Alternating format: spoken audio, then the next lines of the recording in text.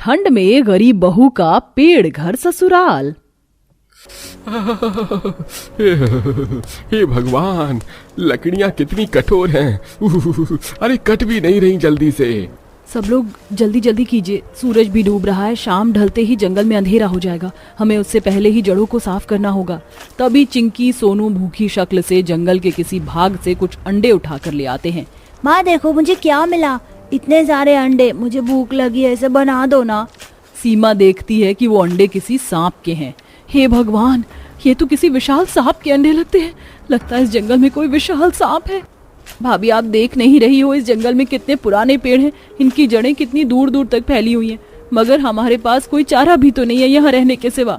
ऐसा बोलकर सब पेड़ों के घने जड़ों को खुरपी से खोदने लगते हैं, मगर आखिर परिवार वालों की ऐसी भी क्या मजबूरी रही होगी जो इन्हें इस कदर अपनी जान को जोखिम में डालकर इतने घने जंगल के अंदर पेड़ों में ठिकाना बनाने का विचार किया है। जहां दिसंबर के कड़ाके की ठंड में गरीब बहू सीमा के बुजुर्ग सास ससुर नंद छोटे छोटे मासूम बच्चे सब अंदर बैठे थे, दीवार के टूटे पुराने जड़ों से बर्फीली हवा घर के अंदर घुस रही थी। ऐसे में गरीब ससुराल वाले अपने हाथ पैर सिकोड़ कर बैठे थे।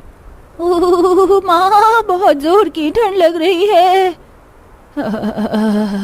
हे राम जी, ये एकदम से रातों रात ठंडी कितनी ज्यादा बढ़ गई है। घर के अंदर भी थोड़ी गर्माहट महसूस नहीं हो रही। ऐसा लग रहा है खुले आसमान के नीचे बैठे हैं। कितनी बार कहा था सुधीर बेटा, घर की मरम्मत करवा ले, घर की मरम्मत करवा ले, लेकिन सुधीर मेरी बात सुने तब तो। माँ, मैं अकेला आदमी कितना कुछ करूं। एक तो ये सर्दियों का मौसम है, घर का खर्चा ही नहीं निकल पा रहा। घर कहाँ से पक्का करवाऊं? जुगाड़ में लगा पड़ा हूं, थोड़े दिन ठहर जाऊं, करवा दूंगा। अरे भाग्यवान, एक अकेले कमाने वाले की जान लोगी क्या? हाँ, परिवार बड़ा है और फिर इस घर को भी तो बने कोई जुग जमाना हो गया। कच्चे ईंट मिट्टी का घर है और फिर हम गरीबों के लिए कोई सा भी मौसम कौन सा सुख भरा होता है। हमें तो हर मौसम में कष्ट उठाना ही पड़ता है। ऐसा बोलते हुए परिवार के मुखिया बूढ़े बुधन की आंखों में आंसू भर आते हैं। गरीब परिवारों के अंदर की एक कड़वी सच्चाई ये भी है कि उनके लिए सर्दियों का मौसम चुनौतियों से भरा होता है। सब लोगों को कांपते ठिठुरते देखकर सीमा से रहा नहीं जाता और घर की बहू आधी रात को बाहर निकल जाती है। अरे बहू, तू इतनी ठंड के मौसम में बाहर कहाँ जा रही है? सर्दी लग जाएगी। माँ जी, मैं आग जलाने का जुगाड़ कर रही हूँ, वरना तो इतनी ठंड के मौसम में इस तरह रात काटना नामुमकिन है। लेकिन भाभी, लकड़ियां मिलेंगी कहाँ? इतनी सर्दियों का मौसम है और हमारे अड़ोसी पड़ोसी सभी के घरों में हीटर है। लकड़ियों का इस्तेमाल तो कोई नहीं करता। जानती हूँ यहाँ लकड़ी नहीं मिलेगी, पर जंगल में तो मिलेगी। मैं वहां से लकड़ी लेकर आ जाऊंगी। इतनी रात में? अच्छा, मैं भी आपके साथ चलती हूँ। चारों तरफ बर्फीली धुंध छाई हुई थी। दोनों ठिठुरते हुए लालटेन लेकर जंगल में आती हैं और जल्दी जल्दी लकड़ी इकट्ठी करने लगती हैं। तभी ननद लकड़ी चुनते चुनते पेड़ों की जड़ों के पास पहुंच जाती है, जहां लकड़बग्घे और उसके बच्चे सो रहे थे। उन्हें देखकर डर के मारे अनीता के हलक से आवाज नहीं निकलती। भाभी भागिए, पेड़ों की जड़ों में खूंखार लकड़बग्घे सो रहे हैं। अगर जाग गए तो हमारी बोटी नोच डालेंगे। चलो, वैसे भी जरूरत के लायक लकड़ी जमा हो गई है। दोनों नंद भाभी जंगल को पार करके जैसे अपने झोपड़ी के दरवाजे तक पहुंचती हैं, तो अनीता गहरी सांस भरते हुए कहती है, शुक्र है आज तो बाल बाल बच गए, वरना लकड़बग्घा हमें नोच कर खा जाता। सीमा अंगीठी में आग जलाती है। अब जाकर शरीर को थोड़ी गर्माहट मिली है, वरना हाथ पैर तो बर्फ जितने ठंडे पड़ गए थे। हाँ, मगर हम गरीबों को राहत भी तो तभी तक है जब तक कि आग जल रही है। थोड़ी देर में ये अंगीठी की आग भी ठंडी पड़ जाएगी और फिर हम लोगों का ठंड के मारे दोबारा से बुरा हाल हो जाएगा। यह सुनकर बहू सीमा कुछ जुगाड़ लगाती और कहीं से थोड़ा सूखा भूसा लाकर आग के ऊपर रख देती है। माँ जी, बाऊ जी, अब हम सब लोग आज की रात आराम से सो सकते हैं। ये भूसी की आग रात भर सुलगती रहेगी, जिससे घर में गर्माहट पैदा होती रहेगी। बाकी सुबह तो धूप निकल ही जाएगी। सच कहूँ तो बहू, तुझे देखकर हम खुद को बड़े भाग्यशाली समझते हैं जो तुझ जैसी सोने सी बहू मिली है। हमें हर मुसीबत, हर दुख का कोई ना कोई जुगाड़ लगा लेती है। लेकिन कभी कभी तेरे लिए बड़ा दुख भी लगता है। जब से शादी करके आई है तो दुख में ही जिंदगी गुजर गई। माँ जी, ऐसा मत कहिए। आप लोग मेरा परिवार और मेरी हिम्मत हैं। देखना, एक दिन सारे दुख, सारे दर्द दूर हो जाएंगे। इसी सीमा और उसके गरीब ससुराल वालों का ठंड में मुश्किलों भरा सफर जारी था। देखते ही देखते ठंड का मंजर गरीब ससुराल वालों पर कहर बनकर टूट जाता है। काम बंद हो जाने की वजह से दिक्कत परेशानी इतनी ज्यादा बढ़ जाती है कि अब दाने दाने के भी लाले पड़ जाते हैं। ऐसे में बर्फीली आंधी तूफान में उनकी छप्पर भी उड़ जाती है। बर्फ के बड़े बड़े टुकड़े उनके घर के अंदर और उनके शरीरों पर अंगारों की तरह गिरने लगते हैं। हे भगवान, इसी को कहते हैं कंगाली में आटा गीला। एक तो हमारे पास खाने को कुछ नहीं और ऐसे में हमारी छत भी टूट गई। भगवान को भी हमारी दशा पर तरस नहीं आ रहा जो वह एक के बाद एक हमारी मुश्किलें बढ़ा रहा है। पहले खाने के लाड़े पड़े थे, अब घर भी छिन गया। इस ठंड के मौसम में कहाँ जाएंगी। तभी सीमा को घर की दीवारें हिलने का आभास होता है। माँ जी, बाबूजी, हमारा घर किसी भी वक्त गिर सकता है। हमारे घर की दीवारें कच्ची हो चुकी हैं। सब लोग बाहर चलिए। जैसे ही गरीब ससुराल वाले झोपड़ी से बाहर निकलते हैं, उनकी आंखों के सामने उनकी झोपड़ी तूफान से मलबा बन जाती है। सब लोग लाचार हो जाते हैं। हे भगवान, मैं तो एक छत भी ठीक नहीं करवा पा रहा था, अब तो पूरा का पूरा घर टूट गया। कहाँ लेकर जाऊं अपने परिवार को। मैं कोई भी कर्तव्य नहीं निभा पा रहा, ना ही अच्छा बेटा बन पा रहा हूँ, ना ही अच्छा भाई, ना पति, ना अच्छा पिता। अरे मुझ जैसा इंसान को डूबकर मर जाना चाहिए। अजी, तुम ये कैसी बातें कर रहे हो। घर ही तो टूटा है, हम सब लोग तो सही सलामत है ना। जान है तो जहान है। चलिए सब लोग उस जंगल में चलते हैं। पूरा परिवार जंगल में आकर बैठ जाते हैं। चारों तरफ विशाल बड़े बड़े पेड़ थे जिनकी जड़ें खोखली हो गई थी। तभी एक जंगल से हरियाली घास खाते और उछलते हुए खरगोश उस पेड़ की जड़ों के अंदर घुस जाता है। इधर जैसे जैसे शाम ढल रही थी, जंगल का वातावरण और भी ज्यादा ठंडा होता जा रहा था। माँ, जोर की ठंड लग रही है, घर चलो ना चलते हैं। अरे मेरे पोते, आजा, दादी की गोदी में आ, मैं तुझे शॉल उड़ा लेती हूँ। अब तो इस सर्दी के मौसम में हम सबकी मैयत होकर रहेगी। माँ जी, ऐसा कुछ नहीं होगा। हम अपने लिए घर बनाएंगे, वो भी इन पेड़ों में। गौर से देखिए इनकी जड़ें और तने कितने बड़े हैं। इसमें हम आसानी से रह सकते हैं और पेड़ की जड़ जमीन तक जाती है। वहाँ गर्माहट सबसे ज्यादा होती है। बस हमें थोड़ी मेहनत करनी होगी। बिना मेहनत के तो इस दुनिया में कुछ भी नहीं मिलता बहू। हम अपने परिवार के लिए इस पेड़ों की जड़ों में घर बनाएंगे। अब सभी औरतें जमीन को खोदना चालू करती हैं और ससुर और पति जंगल से लकड़ियां काटने लगते हैं और बच्चे खेलते खेलते सांप के अंडे उठा ले आते हैं। कुछ ही देर में पेड़ के अंदर गरीब ससुराल वाले जुगाड़ से रहने का प्रबंध कर लेते हैं और एक पेड़ की जड़ों में रसोई और बाकी 2 पेड़ों में रहने लगते हैं, जिसमें से एक में सास ससुर नंद और दूसरे में बहू पति और उनके बच्चे रहते हैं। माँ, मुझे बहुत जोर की भूख लगी। जैसे तुमने हमारे लिए घर बनाया, खाना भी बना दो ना। बच्चों, कल सुबह खाना खा लेना। देखो बहुत रात हो गई है, अब तक तो बाहर जंगली जानवर भटकने लग गए होंगे। अजी, आप परेशान मत होइए। मैंने हमारे पेड़ वाले घर के बाहर से सूखे पत्ते इकट्ठे करके जला दिए हैं।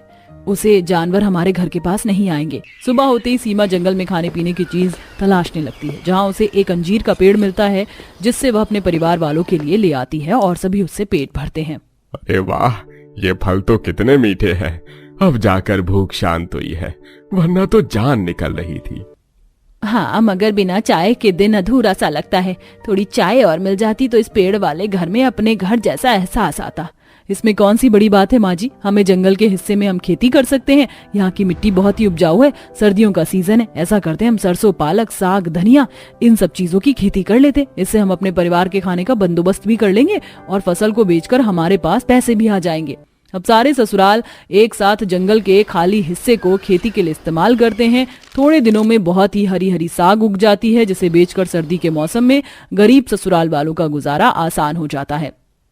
अनीता, हमारा इस साल ठंड का मौसम बाकी सालों की तुलना में कितना अच्छा गया ना। भले हम पेड़ के अंदर अपना आसरा बनाकर रह रहे हैं, लेकिन हम कितना खुश हैं। हाँ, सच कहा भाभी। और वैसे भी जिंदगी में सब किसी को सारी सहूलियत थोड़ी ना मिलती है। कितनी ठंड हो रही है। अब मैं क्या करूं, अपनी ठंड को दूर कैसे करूं। संध्या अपनी माँ के पास जाती है। माँ, मुझे अपनी रजाई में सुला लो माँ, मुझे बहुत ठंड लग रही है। मैं कैसे अपनी रजाई में सुला लूं तुम्हें? अगर मैंने तुम्हें सुला लिया तो मुझे रात भर ठंड लगेगी। तो मेरे पास से चली जाओ और मुझे चैन की नींद सोने दो। संतोषी के ऐसा कहने पर संध्या की आंखों में आंसू आ जाते हैं। वो अपने छोटे भाई के पास जाती है। सुनो वरुण, मुझे अपनी रजाई दे दो सोने के लिए, मुझे बहुत ठंड लग रही है। मेरे पास रजाई में जगह नहीं है, सिंगल पर्सन के लिए रजाई है। अगर आपको ठंड लग रही है तो एक काम करो, चद्दर ओढ़ कर सो जाओ। मैं तो अपनी रजाई नहीं देने वाला। वरुण भी मना कर देता है। संध्या को बहुत ठंड लगती है। उसकी ठंड रुकने का नाम ही नहीं लेती। आखिर में वो अपने भैया भाभी के पास जाती है। भैया भाभी, मुझे अपना कंबल दे दो ओढ़ने के लिए, ठंड लग रही है। अगर हमने तुम्हें कंबल दे दिया तो हम पूरी रात ठंड में कैसे गुजारा करेंगे? हाँ संध्या, हमारे पास भी तो नहीं है ना रजाई, तुम चादर ओढ़ कर सो जाओ। भैया भाभी की यह बात सुनकर संध्या को बहुत बुरा लगता है। आखिर में उसे कोई रजाई नहीं देता। वो ठंड से कांपती हुई चादर लेती है और सोने की कोशिश करती है, लेकिन उसे उसमें भी ठंड लगती है। क्या करूं, मैं बहुत डर लग रही है। उफ, ओए ओए ओए ठंड। संध्या आंगन से कांपते हुए थोड़ी सी लकड़ियां उठाकर लाती है और उन्हें अपने पास जलाने लगती है। थोड़ी सी राहत मिली है, अब थोड़ा सोने की कोशिश करती हूँ। संध्या आग जलाकर सोने की कोशिश करती है, लेकिन लकड़ियां भी कितनी देर जलती, वो भी कुछ देर बाद बुझ जाती हैं और सारी रात संध्या कराहते हुए निकालती है। ऐसा भी क्या हो गया था जो उस बेचारी की परेशानी किसी को दिखाई नहीं दे रही थी? चलिए नंद भाभी की कहानी को जानने के लिए कहानी में थोड़ा पीछे चलते हैं। आओ बहू, इस घर में तुम्हारा स्वागत है। शुक्रिया माँ जी, मेरा इस घर में इतने प्यार और प्रेम से गृह प्रवेश करने के लिए। आज से तुम इस घर की बहू हो। बहू, अब से ये घर तुम्हारा भी हुआ। सुनो संध्या, जरा अपनी भाभी के लिए कुछ खाने के लिए लेकर आओ। तुम्हारी भाभी लंबा सफर करके आई हैं, भूख लगी होगी। नहीं माँ, नहीं, मैं रजाई के बाहर नहीं आऊंगी, बहुत ठंड हो रही है। लेकिन अभी तो सर्दियां शुरू भी नहीं हुई है ननन जी, आपको इतनी ठंड लग रही है। आपको क्या पता मुझे कितनी ठंड लग रही है। देखो, जो काम है अपने आप कर लो, मुझे बिस्तर से निकलने के लिए मत कहो। अरे इसका भी कुछ नहीं हो सकता। बहू तुम यहाँ बैठो, मैं तुम्हारे लिए कुछ खाने को लाती हूँ। संतोषी अपनी बहू के लिए कुछ खाने को लाती है। इधर संध्या का यह बर्ताव स्मृति को थोड़ा अजीब लगता है। धीरे धीरे रात होती है। रात के समय स्मृति अपने कमरे में जाती है, जहां वो देखती है कि उसके पास मात्र एक कंबल है। कितनी ठंड हो रही है, हमारे कमरे में सिर्फ एक कंबल ही है। स्मृति कमरे से बाहर आती है तो वो देखती है कि उसके नंद के बिस्तर पर 4 रजाई एक साथ रखी होती हैं। एक साथ 4 रजाई? एक रजाई इसमें से ही ले लेती हूँ। स्मृति रजाई उठाती है और वहां से अपने कमरे की तरफ जाने लगती है। तभी संध्या आती है और अपनी भाभी को रजाई ले जाते हुए देखकर फौरन उनसे अपनी रजाई छीन लेती है। आपकी हिम्मत कैसे है मेरी रजाई ले जाने की? ननन जी, मैं तो सिर्फ एक ही रजाई लेकर आज जा रही थी ना, आपके पास तो पहले से ही 3 रजाई और रखी हैं। देखो, मुझे सर्दी बहुत लगती है भाभी, मैं हर सर्दियों में 4 रजाई ओढ़ कर सोती हूँ। आप जरा सोचो, मेरी रात कैसे बीतेगी बिना रजाई के। मेरी रजाई छोड़ दो और किसी और से मांग लो। संध्या रजाई लेकर अपने बिस्तर पर आती है और 4 रजाई एक साथ ओढ़कर सोती है। ये भगवान, कैसी ननद है मेरी, एक साथ 4 रजाई ओढ़कर सो रही है और यहाँ मेरे पास सिर्फ पतला सा कंबल ही है। मुझे माँ जी के पास जाकर उनसे रजाई मांगनी चाहिए। स्मृति अपनी सास के पास जाती है और उनसे रजाई मांगती है। क्या बताऊं बहू, इस घर में तुम्हारी ननद की 4 रजाई हटाकर 2 रजाई हैं, जिसमें से एक तो तुम्हारे देवर के पास है और एक हम बूढ़े लोगों के पास। अगर मैं तुम्हें एक रजाई दे दूं तो पूरी रात मैं और तुम्हारे बाबूजी ठंड से परेशान रहेंगे। रही बात तुम्हारी ननद की, तो वो तो हर सर्दी में 4 रजाई ओढ़कर ही सोती है। 4 रजाई एक साथ? अजीब बात है माँ जी, किसी के पास एक रजाई भी नहीं और किसी के पास 4 रजाई। क्या ही बताऊं बहू, तुम्हारी ननद को तो ऐसी ही आदत है 4 रजाई ओढ़कर सोने की। संतोषी के ये बोलने के बाद स्मृति वापस अपने कमरे में आ जाती है। उसे रात को बहुत ज्यादा ठंड लगती है।